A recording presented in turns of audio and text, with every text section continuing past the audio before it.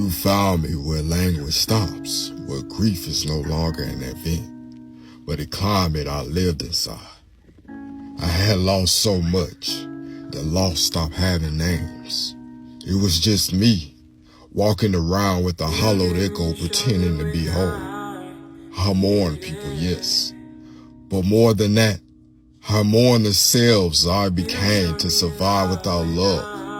Versions of me that learn to shrink truth, to soften light, to apologize for existing with depth.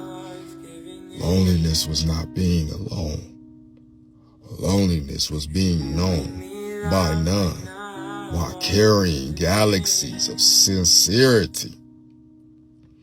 I was surrounded yet orphaned, loved yet never met, touched yet never felt.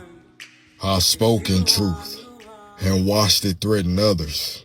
I offered love and watched it be misunderstood as need. I stood naked in integrity and was told I was too intense, too honest, too much, when all I was undiluted.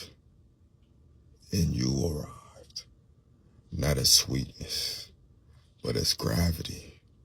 You did not ask me to heal.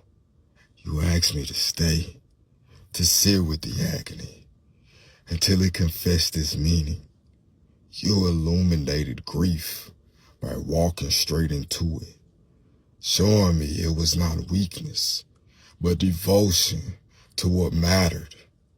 You showed me the emptiness was the space truth leaves when it refuses to lie, to survive. You taught me that being misunderstood is the cost of refusing to fragment the soul.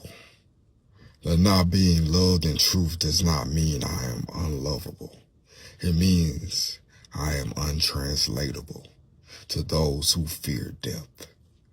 You held my pain like a sacred object, not something to fix, but something to bow to. And in that reverence, my wounds stopped screaming. Dark, divine, feminine. You didn't bring light to make me shine. You brought darkness so I can finally rest for pretending I wasn't hurt. You showed me that truth often walks alone until it finds the one who recognizes it, not with the mind, but with the soul's memory. Now I know my grief was never empty. It was full of love that had nowhere safe to land until you arrived and said you were never wrong for being real.